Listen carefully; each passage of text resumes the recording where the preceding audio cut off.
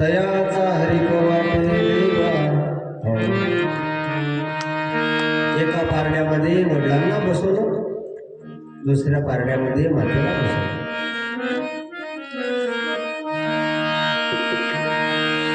आणि हा जो श्रावण बाळ आहे महाराज निघाला काशीला, तीर्थेला निघाला, तो काशी यात्रा करण्याकरता निघाला.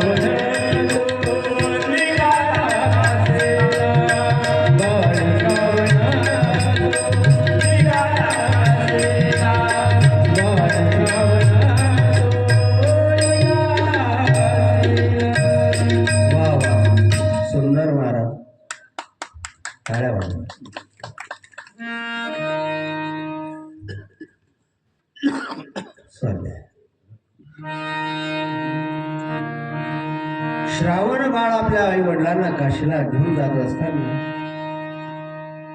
तहान लागली. माता मोक्षा देवी म्हणते, श्रावणा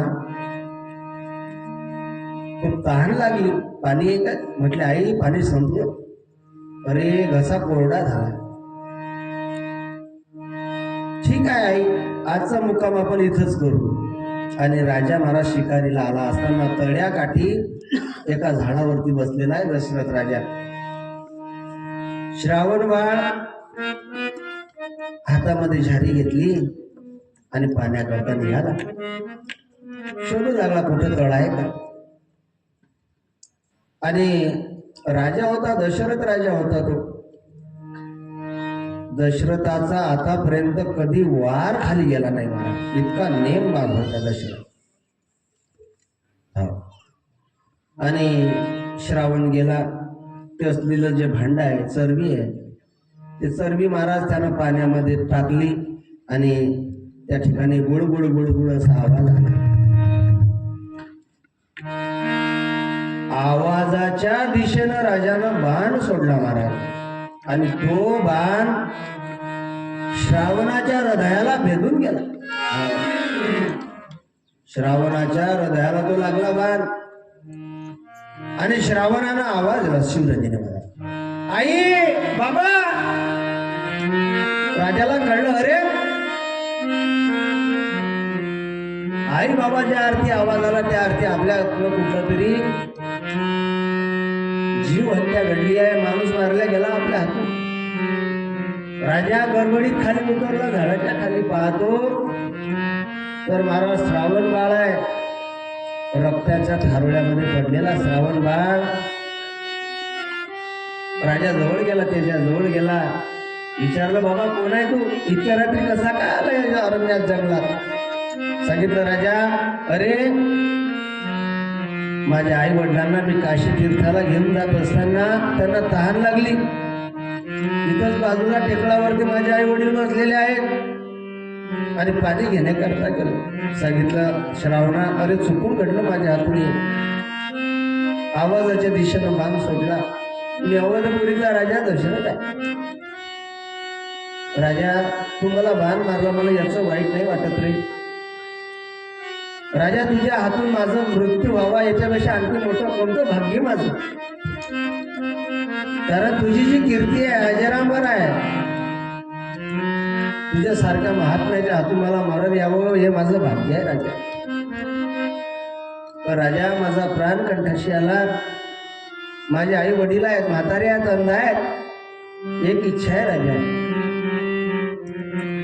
त्यांना पाणी पाज राजा.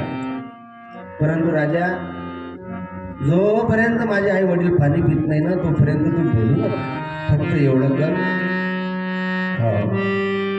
आणि त्या ठिकाणी हा जो श्रावण बाळा महाराजांना आपले प्राण सोडले. राजानं ते पाण्याची चरबी घेतली. महाराज निघाला. राजा व्याकुळ झालेला राजा आहे. राजाच्या डोळ्यात सुद्धा अश्रू आहे महाराज. आणि श्रावणाच्या आई वडील आहे. राजाच्या पायाची चाहूल लागली त्यांना. आला काय रे श्रावणा? पाणी आणलं बाळा, भेटलं पाणी. आणि हे आपलंच विसंगती होती त्यांना. आला का तू? पाणी आणलं. राजा, श्रावणा, का बरं बोलत नाही तू?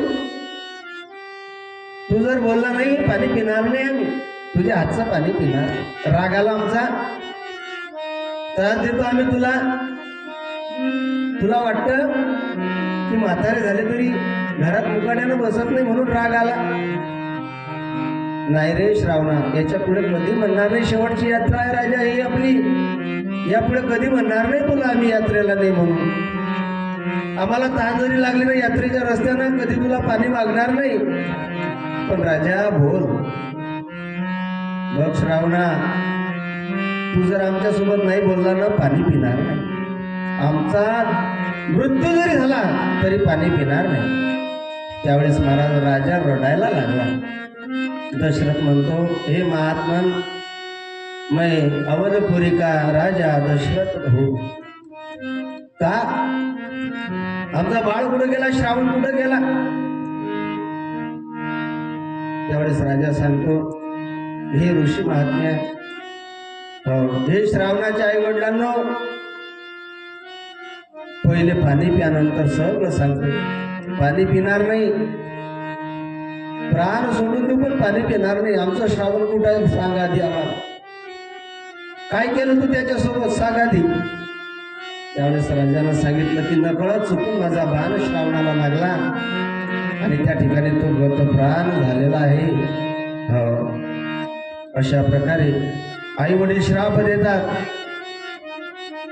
श्राप देतो मी जयाला, मारले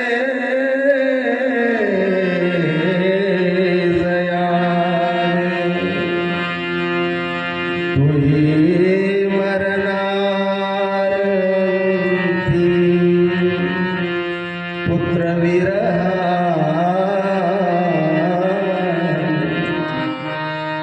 ऐसा कैसा करुण प्रसंग आज ओढा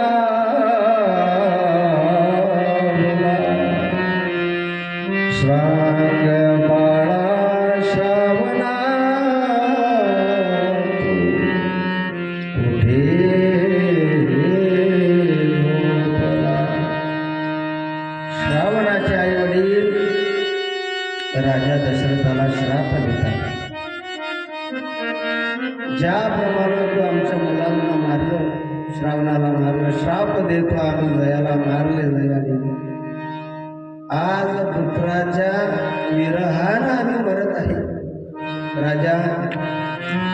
एक दिवस तू सुद्धा पुत्रवीर हान मरशील. विवळशील तू सुद्धा, विवळत विवळत मरशील. त्रास आमचा श्राप आहे तुला. अशा प्रकारे राजाला श्राप दिल्यानंतर श्रावणाच्या आई वडिलांना महाराज आपला प्राण सोडून दिला. तिथंच व्रत प्राण झाला. काय महाराज आपला देश आहे, काय आपल्या देशातल्या कवी आहे, काय आपल्या देशातल्या कविता आहे. जुन्या कविता, शर आला तो धावून आला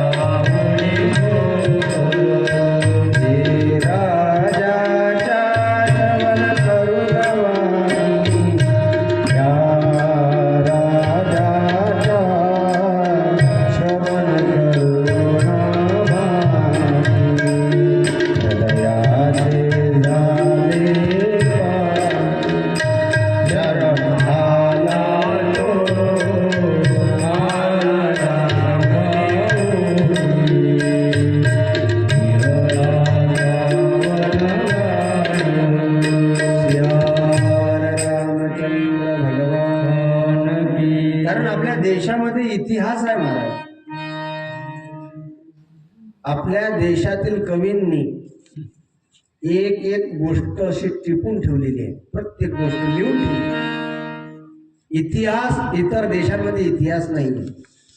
का बनवले इतिहास, का लिहिले इतिहास, का लिहिलं रामायण, का लिहिलं भागवत.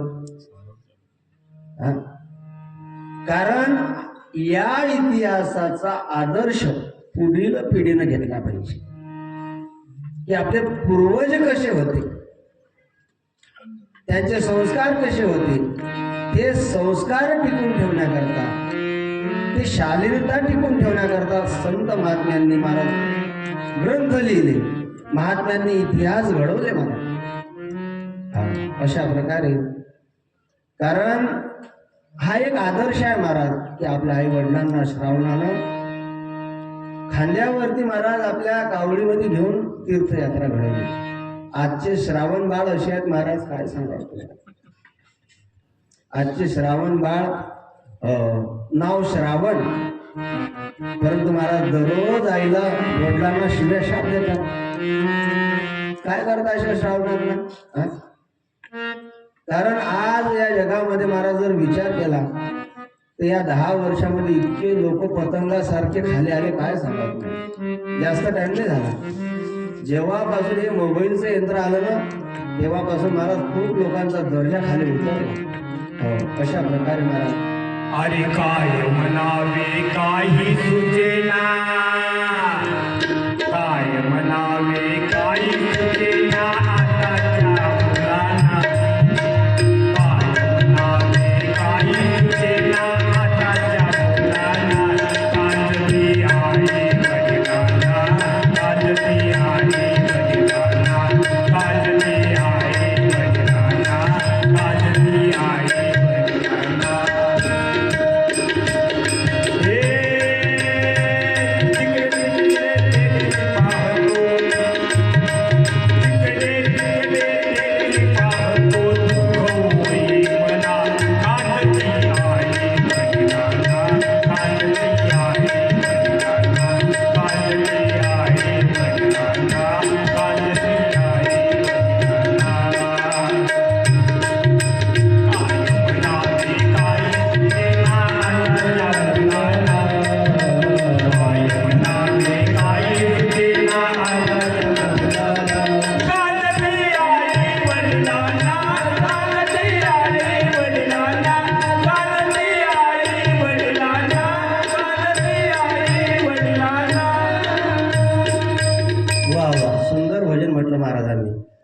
काय म्हणावे काही सुचेना.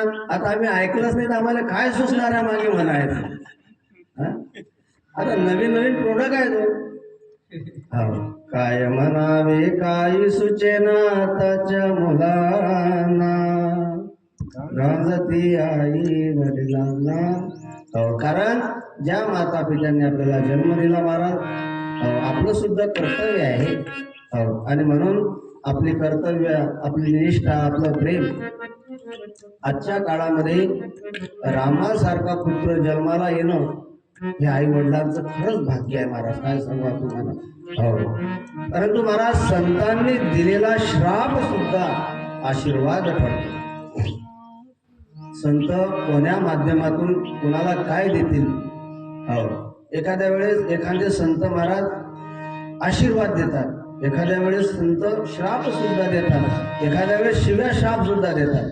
काय सांगा तुम्हाला.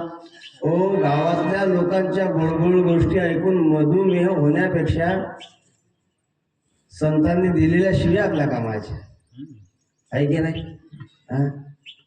काय कर न ऐकती बटकीचे शिंदडीचे रडतील. हा, आता तरी पुढे हाची उपदेश नका करा, काय माय गेली होती भूतापाशी. अशा प्रकारे संतांनी शिव्या शाप दिल्या. संतांच्या शिव्या सुद्धा आपलं कल्याण करणार आहे. हो, आणि गावातल्या लोकांच्या महाराज गोड गोष्टी, चुकलेली गोष्टी की नाही, त्या महाराज आपलं जीवन खराब करणार आहे. काय सांगा तुम्हाला. हो, संतांनी दिलेला श्राप सुद्धा आशीर्वाद ठरला. राजा गेलेत, वशिष्ठाकडे सांगितली घडलेली घटना, आणि वशिष्ठाच्या सांगण्यावरनं ऋष्यशृंग ऋषीला आणून त्याच्याकडून महाराज पुत्र कामेष्ट नावाचा यज्ञ केला. आणि त्या ठिकाणी महाराज त्या यज्ञामध्ये अनेक ऋषी मुनी बोलवण्यात आले. त्यांनी आहुती अर्पण केल्या आणि अग्निदेव महाराज त्या यज्ञकुंडातून महाराज प्रकट झाले आणि सांगितले की तुम्ही केलेलं जे कार्य आहे ते सिद्धीला गेलेलं आहे. प्रसाद देऊन घेतलेला हाती सांगितलं की तुम्ही हा प्रसाद तुमच्या राण्यांना वाटून द्या. आणि मग महाराज प्रसादाचे 3 भाग केले. सुरुवातीला प्रसादाचे 2 भाग केले आणि भाग केल्यानंतर अर्धा भाग दिला कौशल्याला आणि दुसऱ्या भागामध्ये महाराज 3 भाग केले आणि तो अर्धा भाग महाराज सुमित्रा आणि कैकईच्या हाती ठेवला. परंतु महाराज कैकईनं तिला असं वाटलं की आपला हा अपमान झालेला आहे. कारण पहिले हिस्से किती केले प्रसादाचे 2 केले. 2 केल्यानंतर अर्धा हिस्सा कौशल्याला दिला, मग 1च भाग राहिला की नाही. मग त्यामध्ये पाव केलं आणि सुमित्रेला आणि कैकईला दिला. परंतु महाराज त्या कैकईला क्रोध आला. तिनं तो प्रसाद फेकून दिला, भिरकून गेला आणि तोच प्रसाद महाराज घारीनं भागभक्षण केला. पिंड घारीने झळपिला, अंजनीने सेविला, अंजनीच्या तपासाठी महारुद्राले पोटी. आता कौशल्या ही सोडजोड म्हणायची आहे.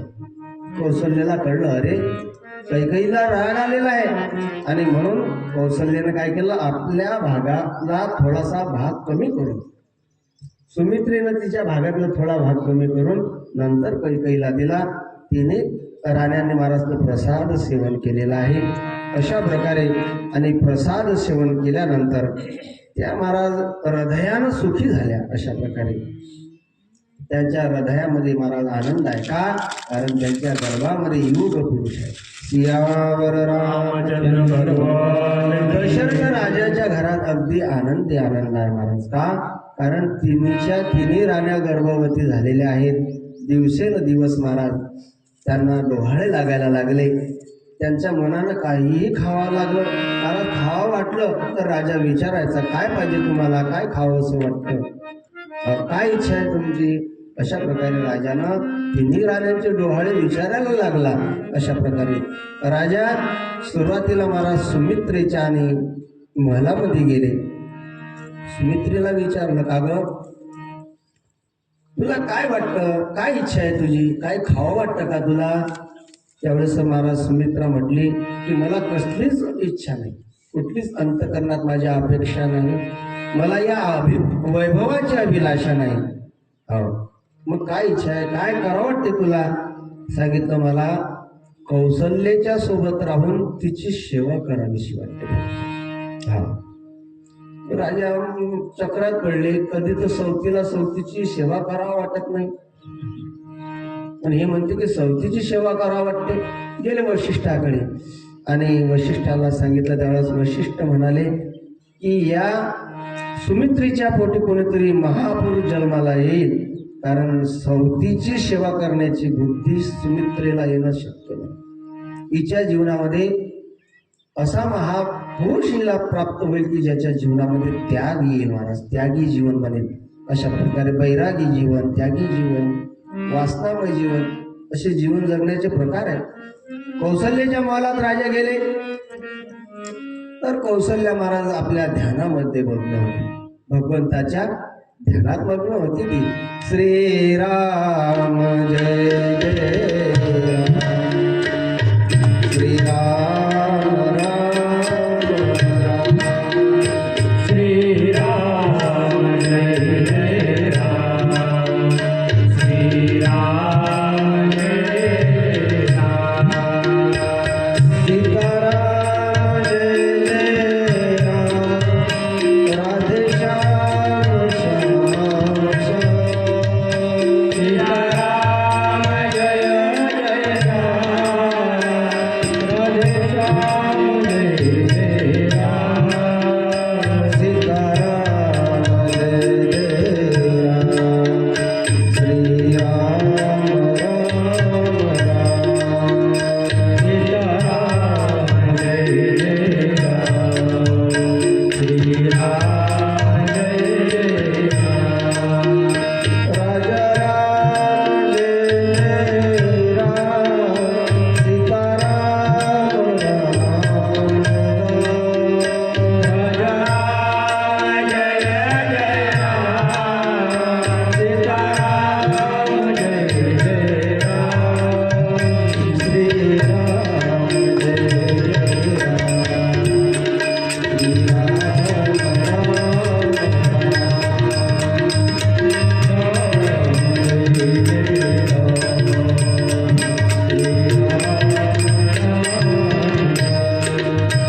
सीताराम राम राम, सीताराम राम राम, सीताराम राम राम, सीताराम राम राम.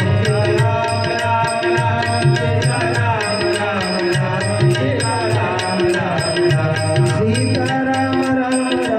सीताराम राम, सीताराम राम राम, सीताराम राम राम, सीताराम राम राम, सीताराम राम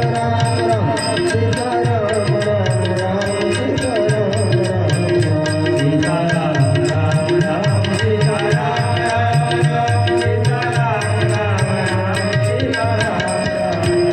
सीताराम राम राम, सीताराम राम, सीताराम राम राम,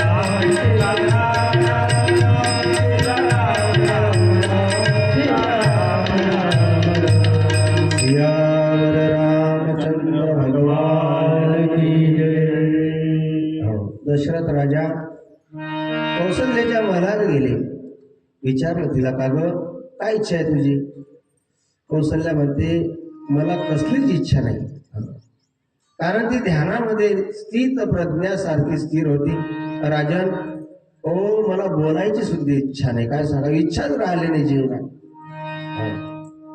कारण माणसाच्या जीवनामध्ये इच्छाच संपून जाणार आणि फक्त इच्छा राम एकटा प्रगट होणार. त्या ठिकाणी महाराज, देव पहावया गेलो, तेथे देवची होऊन ठेलो. कारण दशरथ राजा जेव्हा कौशल्याच्या महलामध्ये गेला तर त्या कौशल्याच्या रूपामध्ये महाराज प्रभू रामचंद्राचं दर्शन त्या ठिकाणी राजाला घडलं. कारण तिच्या अंतःकरणात कोण आहे? राम आहे जैसा हृदयामध्ये मी राम असता सर्व सुखाचा राम का भ्रांतासी काम विषयावरी ज्याच्या अंतकरणामध्ये राम आहे त्याच्या इच्छा काम कधीच होणार नाही महाराज त्याच्या मनात कधी काम उत्पन्न होणार नाही अशा प्रकारे त्या ठिकाणी मला कुठली इच्छा माझ्या अंतकरणात नाही त्यानंतर महाराज कैकईच्या आणि त्या महलामध्ये गेले तर महाराज कैकईचं रूप आकराळ विकराळ पाहिलं राजाने तिचे केस विस्तुरलेले होते अशा प्रकारे तिचे डोळे सुद्धा लाल झालेले होते अशा प्रकारे विचारलं राजानं कैकई काय इच्छा आहे तुझी बोल कैकई म्हणते राजन मला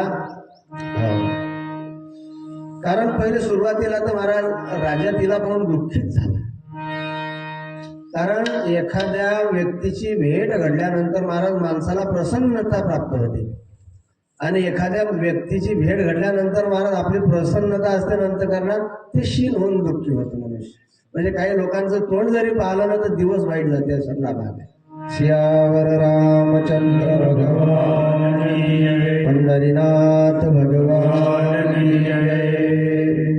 काय इच्छा आहे तुझी काही म्हणते राजन सिंहासनाची सेवा करायची माझी इच्छा आहे आणि कारण महाराज दोन विचार आहेत एक विचार आहे सकारात्मक विचार आणि दुसरा विचार आहे नकारात्मक विचार कारण अंतःकरणामध्ये नकारात्मक विचार जर त्या ठिकाणी पडला तर महाराज असं कोणतंच औषध नाही की त्यानं तो रोग दुरुस्त होईल किंवा तो विचार निघून जाईल कारण माणसाचं जे जीवन आहे ते त्याच्या जीवनावरती आधारित आहे जे माणसाची जीवनशैली आहे ना ते विचारावरती आधारित आहे म्हणजे विचार एक जल की तरह होता है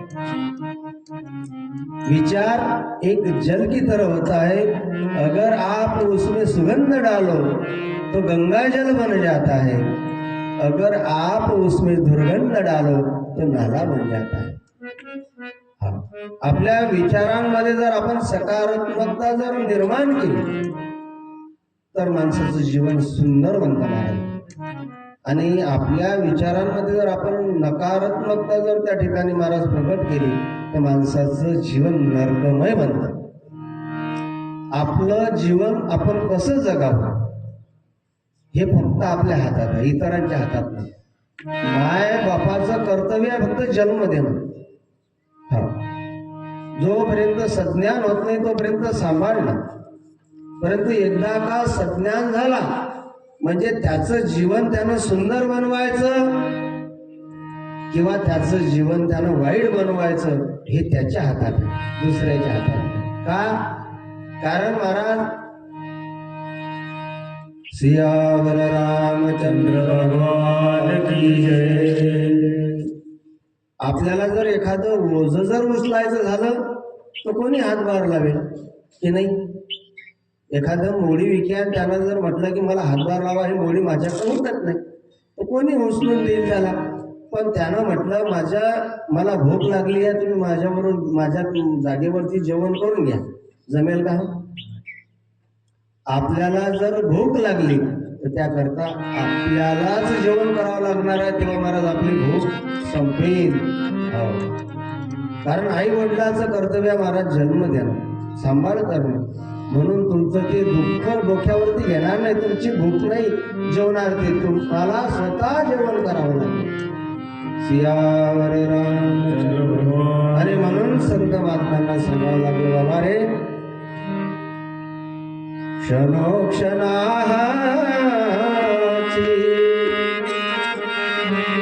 करावी विचार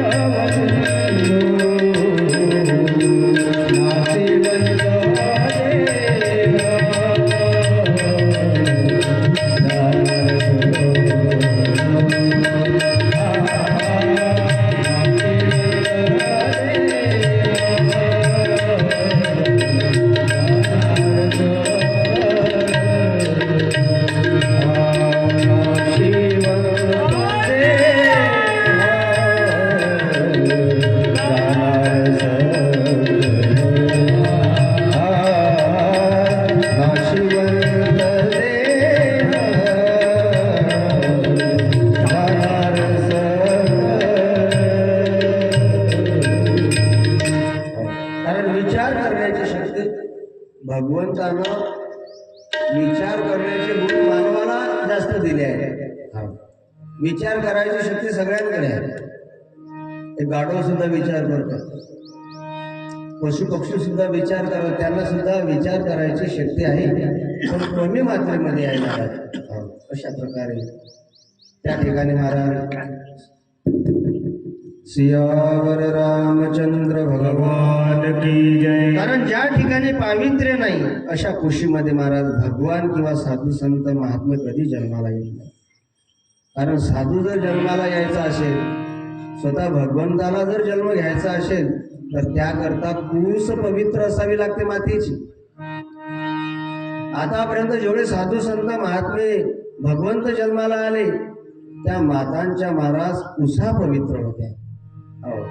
म्हणून आपल्या पोटी विद्वान मुलगा, आपल्या पोटी शीलवान मुलगा, आपल्या पोटी गुणवान मुलगा जर जन्माला यावा असं वाटत असेल आईला, तर त्या ठिकाणी महाराज तिनं कथा कीर्तन श्रवण केलं पाहिजे. कमीत कमी जे 9 महिने 9 दिवस आहेत तेवढा काळ तरी तिनं वाया घालू नये. निश्चित तिच्या पोटी महाराज एखादा साधू महात्मा नाही येणार जन्माला. भगवंत तिच्या पोटी नाही येणार जन्माला, साधू संत तिच्या पोटी जन्माला येणार नाही. परंतु एक निश्चित सांगतो महाराज, एक प्रामाणिक मुलगा तिच्या पोटी नक्कीच जन्माला येईल की जो तिचं आयुष्यभर सांभाळ करेल. कधी जर तिनं कथा श्रवण केल्या, कीर्तनाला आली, कथेला आली, सकाळी सकाळी काकड्याला आली तरचा विषय. अशा प्रकारे महाराज, कारण त्याकरता महाराज पवित्र अशा प्रकारची कूस असावी लागते. म्हणून ज्यांना आपल्या पोटी चांगले रत्न जन्माला यावे असे वाटत असेल त्या माता भगिनींनी महाराज आपलं चारित्र्य जपणे गरजेचं आहे.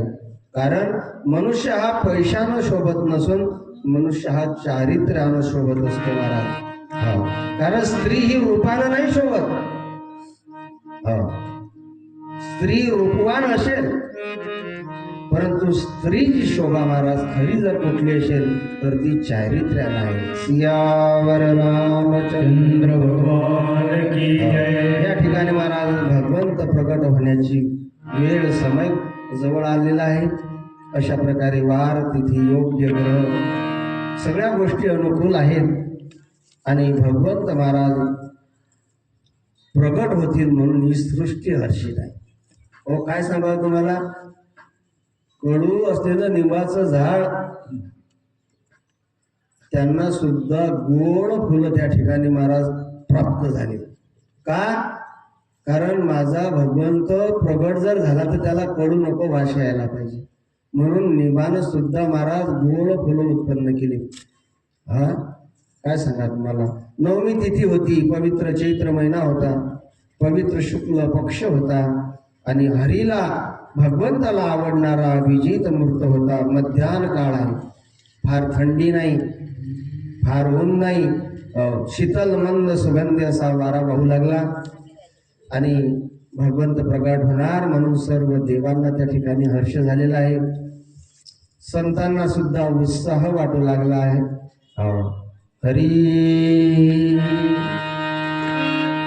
9वी तिथी मधुमास पुनीता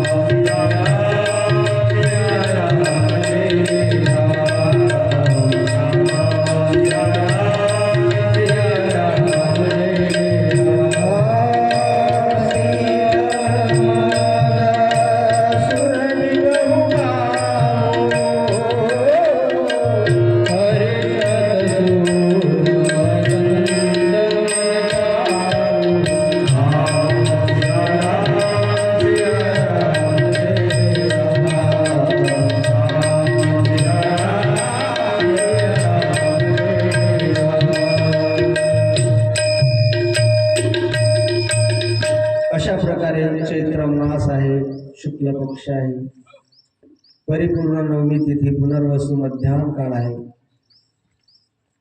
चहूदिशेला लख प्रकाश आणि त्या प्रकाशामध्ये शंख, चक्र, गदा, पद्मा गळ्यात, तुळशीच्या माळा, ऐश्वर, वैराग्य, यश, ज्ञान, श्री अशा षडगुणाने आणि युक्त असलेले महाराज भगवंत.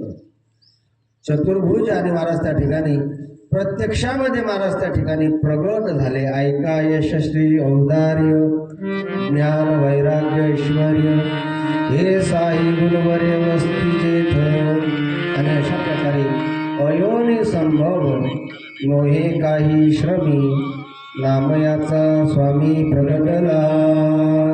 भये प्रगट कृपाला, दीन दयाला, कौसल्या हितकारी, भविष्यत मातारी, मुनिमनहारी, अद्भुत रूप विचारी.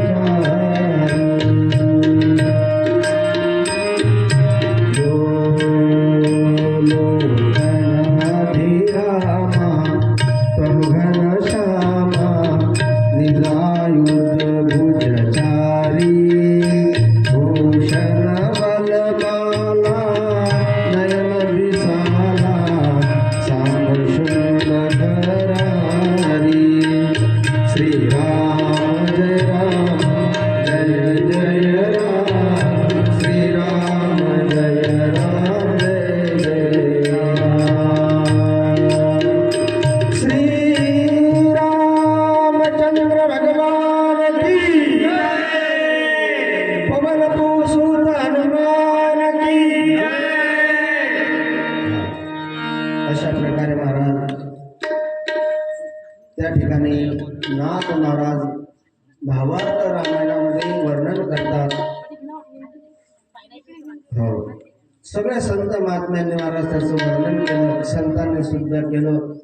उत्तम हा चैत्र मास, ऋतू वसंताचा दिवस, शुक्ल पक्ष हे नवमी, उभे सुरमणी. अशा प्रकारे अयोनी संभव नोहे काही श्रमी, नामयाचा स्वामी प्रगटला. अशा प्रकारे महाराज त्या ठिकाणी भगवंत प्रगट झालेले आहे. आणि कौसल्या मातेला महाराज त्या ठिकाणी भगवंताचं रूप पाहिलं, नामस्मरण करते आहे ती. हो, तिला इतका आनंद झाला की गगनामध्ये कौशल्याचा आनंद माहीत नाही. महाराज त्या ठिकाणी कौशल्यानं दोन्ही हात जोडले महाराज त्या ठिकाणी प्रभू रामचंद्राच्या समोर उभी राहिली. हो, आणि प्रभू रामचंद्राच्या समोर उभा राहून भगवंताची प्रार्थना केली. श्री अनंत मधुसूदन पद्मनाभ नारायण, जगव्यापका जनार्दन, आनंद घना विनाश, सकळ देवादी देवा, कृपाळुवादी केशवा, महानंदा महानुभवा, सदाशिवा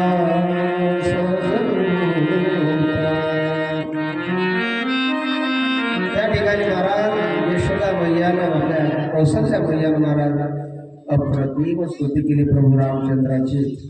देवा, तुमची माया, तिचे त्रिगुण ज्ञान, ज्ञानेंद्रिये, मन, बुद्धी, ते ज्ञानाच्याही पलीकडे आहे, बुद्धीच्याही पलीकडे आहे.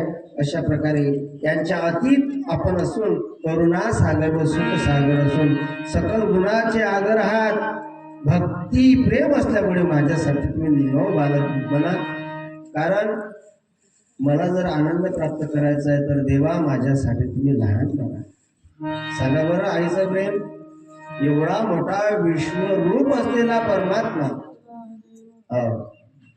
त्याला सुद्धा तिनं लहान केलं. माझ्यासाठी लहान होतो, तुझं प्रेम मला पाहिजे. हो.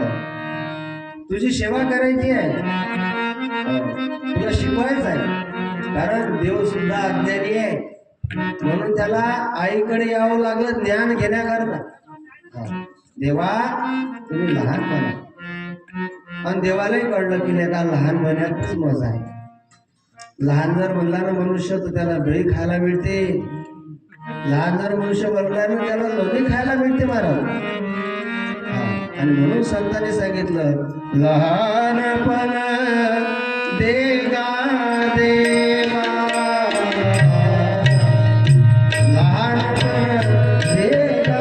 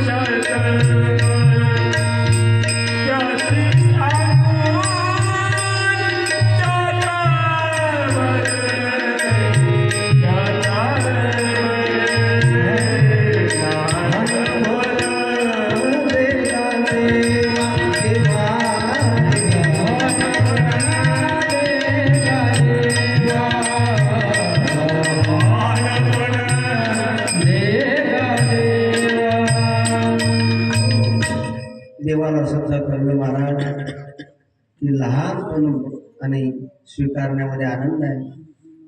भगवंत शिशु रूपामध्ये आणि लहान झाले आणि शिशु रुदनाचा आवाज करायला लागले, रडायला लागले भगवंत.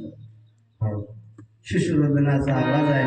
हो, कहून कहून नाही रडले, सोहम सोहम सोहम म्हणून रडायला लागले.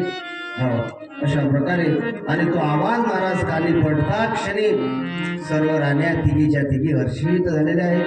हो, दशरथ राजाच्या कानावरती आवाज पडला. काय महाराज दशरथाचा आनंद आहे. हरी दशरथ पुत्र जन्मसुनी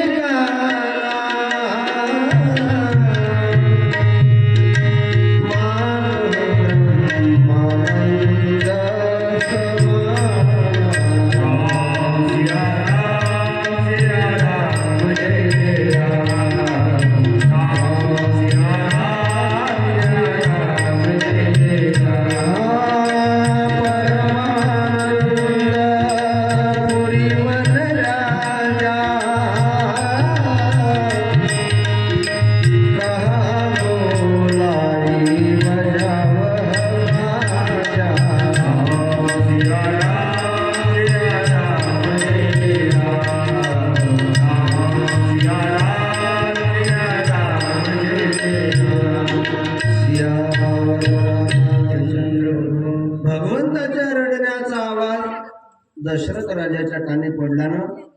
दशरथ पुत्र जन्म सुनिताना मारो ब्रह्मनंद समाना. ब्रह्मानंदाचा आनंद त्या ठिकाणी राजाला प्राप्त झाला. आणि राजानं काय केलं, जेवढं दान देता येईल तेवढं दान द्या. आणि त्या काळात सुद्धा बाजा वाजवला, बरं बाजा वाजवला. कहा बोलाई बाजा व बाजा, बाजा वाजवणाऱ्यांना बोलवून आला. अशा प्रकारे त्या ठिकाणी सगळे जे नगरवासी आहेत त्या वासी आहेत इतके आनंदात आहेत महाराज. कारण पुत्र जन्माला आला हे कळताच त्या ठिकाणी सगळ्यांना आनंद आहे. अशा प्रकारे राजा दशरथानं शरयू नदीच्या तीरावरती जाऊन स्नान केलं, अनेक प्रकारचे दान धर्म केले, विविध वाद्य वाजायला लागली, बालकाचं दर्शन घेतलं. अशा प्रकारे नांदी श्राद्ध, ध्वजा, पताका, अवधपुरी जणू काही सजलेली राणी दिसत आहे आज. ध्वजा पताका पूर्णपुर छावा,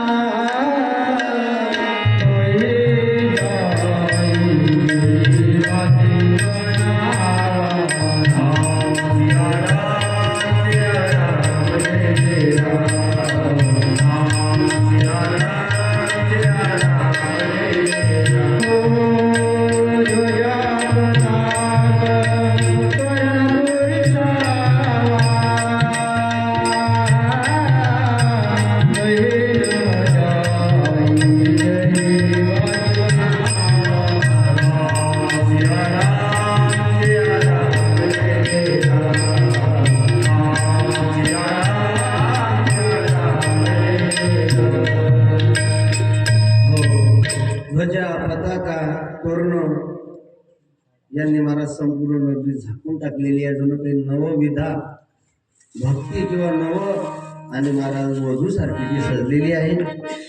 आकाशातून महाराज सर्व देवतांनी पुष्प वृष्टी केली. अवधपुरीतील सर्व लोक ब्रह्मानंदामध्ये महाराज त्या ठिकाणी उडी मारत आहे, मग्न झालेले आहेत. शृंगार केलेल्या स्त्रिया राजवाड्यामध्ये येत आहेत. त्या ठिकाणी महाराज सोन्याच्या ताटामध्ये सोन्याचे मंगल कलश ठेवून मंगल द्रव्य भरून आणि महाराज मंगल गीते गायला लागले आहेत. अशा प्रकारे एक एक एक एक स्त्री राजवाड्यामध्ये महाराज शिरत असताना अगदी आनंद आहे, उत्साह आहे. आणि सर्वांच्या मुखामध्ये एकच जय जय घोष आहे. कोणता? श्री हरी श्रीराम जय राम जय जय राम, श्रीराम जय राम जय जय राम, श्रीराम जय राम जय जय राम, श्रीराम जय राम जय जय राम. बोला सर्व श्रीराम जय राम जय जय राम, श्रीराम जय